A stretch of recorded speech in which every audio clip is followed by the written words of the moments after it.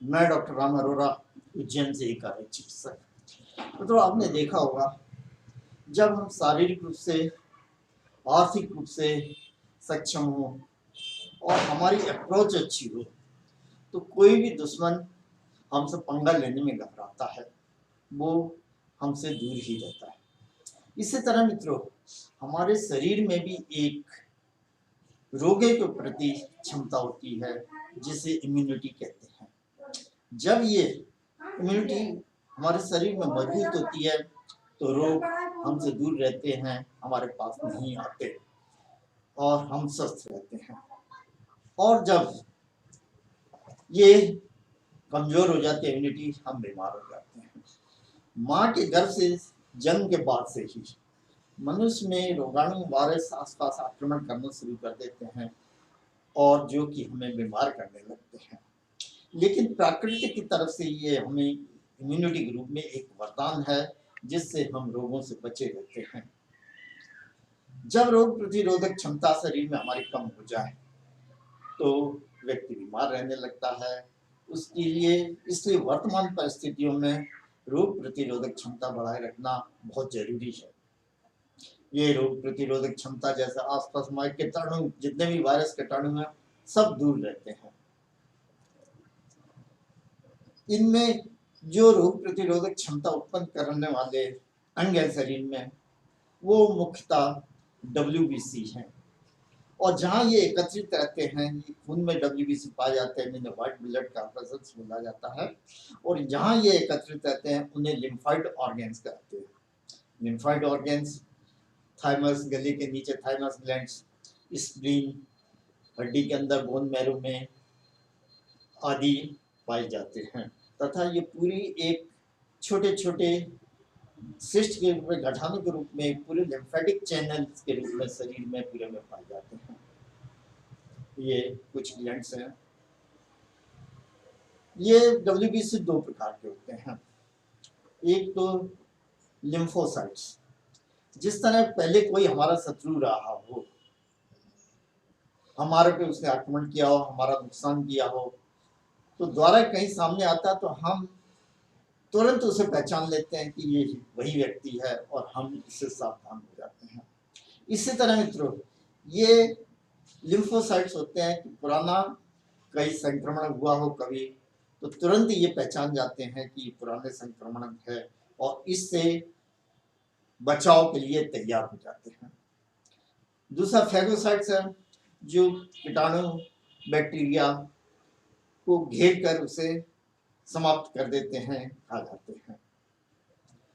Immunity के प्रकार मित्रों एक 3 तरह की होती है। ये सबसे पहले इनहेरिट, जो कि जन्म के बाद से हमारे एक आवरण, जैसे बॉडीगार्ड सुरक्षा आवरण बनाए रहते हैं हमारे तरह हमारे ऊपर, उसी तरह ये आवरण हमारे रहते हैं बाहर के आक्रमण से वायरस बचाने के लिए, स्किन, भारी त्वचा के लिए। और यदि कोई शरीर में खाने के साथ बैक्टीरिया वायरस जाता है, तो उससे बचने के लिए पूरी आंतों में एक सुरक्षा कवर, म्यूकस मेम्ब्रेन लगा रहता है, जिससे कि ये बैक्टीरिया वायरस शरीर में नहीं पहुंच पाते। एडोप्टिव इम्यूनिटी दूसरा, ये पुराना कभी इन्फेक्शन हो, तो उस इन्फेक्शन, जैसे कि एंटीबॉडीज, एंटीजन कहा जाता, उसके विरोध में एंटीबॉडीज बनती हैं। जब ये एक बार संक्रमण हो चुका हो, तो एंटीबॉडीज शरीर में बन जाती हैं, जो कि द्वारा हमें संक्रमण होने से बचाती हैं। या इसका दूसरा, किसी इंजेक्शन या टीके के द्वारा उसकी इम्यूनिटी बनाना। ये पैसिव इम्यूनिटी तीसरे टाइप की है। इसमें तैयार एंटीबॉडीज ही शरीर में पहुंचाई जाती हैं, लेकिन इनका असर कुछ समय तक ही रहता है। जैसे कि माँ के दूध में एंटीबॉडीज रहती हैं, जो कि बच्चे में तुरंत जाती हैं और इसका असर रहता है। अब कई बार व्यक्ति बार बार बीमार पड़ता है, उसकी इम्यूनिटी बहुत कम हो जाती है।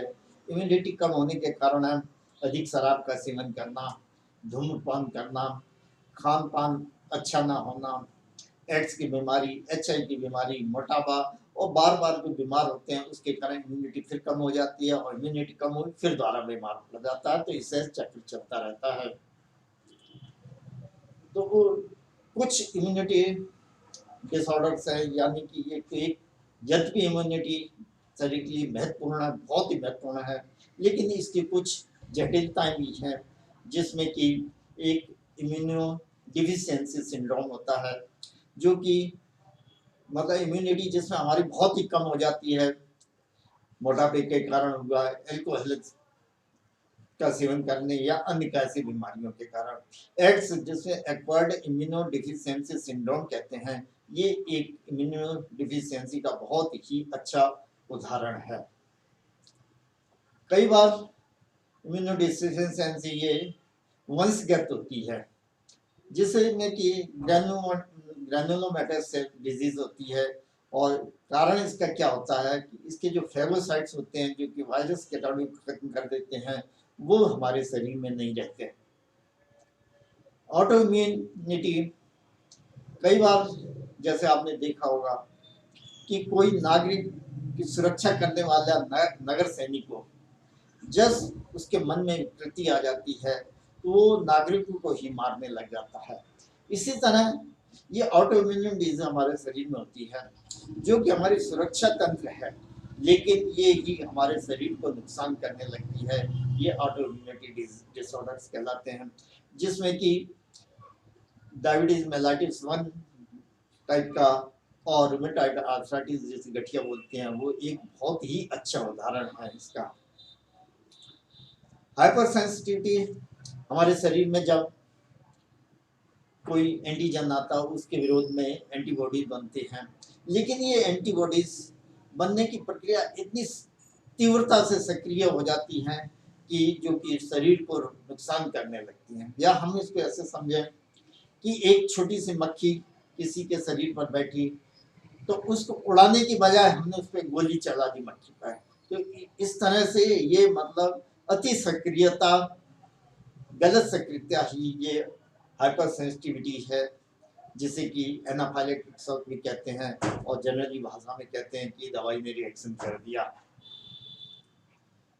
तो प्रतिरोधक क्षमता बढ़ाने के लिए आप अच्छा खाना खाएं, लहसुन अदरक का उपयोग करें, फल फ्रूट सूखे मावा का उपयोग करें, अच्छे सामाजिक वातावरण में रहें, अल्कोहल शराब का प्रयोग ना करें, धूम्रपान से बचें, साफ सफाई का ध्यान रखें, रात्रिकालीन को 6 से 8 घंटे तक प्रॉपर नींद लें, सही नींद लें, हमेशा प्रसन्न रहने का प्रयास करें। और कुछ आयुर्वेदिक औषधियाँ हैं जो कि हमारे शारीरिक की इम्यूनिटी को, रोग प्रतिरोधक क्षमता को बढ़ाती हैं, उन्हें भी अपन ले सकते हैं। हमेशा पॉजिटिव रहें, नियमित रूप से योग व्यायाम करें, पर्याप्त मात्रा में पानी पिएं, और पालतू जानवरों के साथ खेलने से भी शारीरिक इम्यूनिटी बढ़ती है। तो मित्रों, आचार्य चरक जो कि आयुर्वेद की एक बहुत ही प्रसिद्ध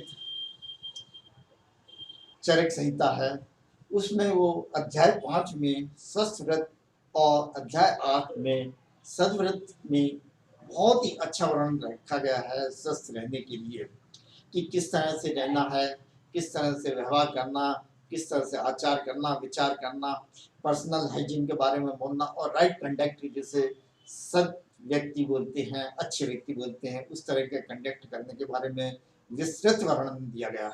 यदि हम उसके अनुसार पालन करें तो निश्चित मानकर चलें कि हम निश्चित ही स्वस्थ, प्रसन्न रहेंगे और सफल व्यक्ति बनेंगे। कुछ आयुर्वेद की मेडिसिन से प्रिपेयर जो इम्यूनिटी को बढ़ाती हैं, तो टीकाकरण इम्यूनाइजेशन आपने कहा होगा, सुना होगा, बच्चों को टीका लगाते हैं या आजकल वैक्सीन चल रहा है, उसके लिए क्या शरीर में इतनी कम मात्रा में एंटीबॉडीज या कीटाणु रोगाणु की मात्रा दी जाती है कि वो रोग उत्पन्न तो ना करें, लेकिन उसके विरोध में एंटीबॉडीज बनना शुरू हो जाए, जो कि एंटीबॉडी हमारे फिर भविष्य में काम आती हैं, हमें रोग प्रतिरोधक क्षमता देती हैं। तो मित्रों, आप हमेशा स्वस्थ रहें, प्रसन्न रहें, यही हमारी हार्दिक शुभकामनाएं। नमस्कार मित्रों, बहुत बहुत धन्यवाद।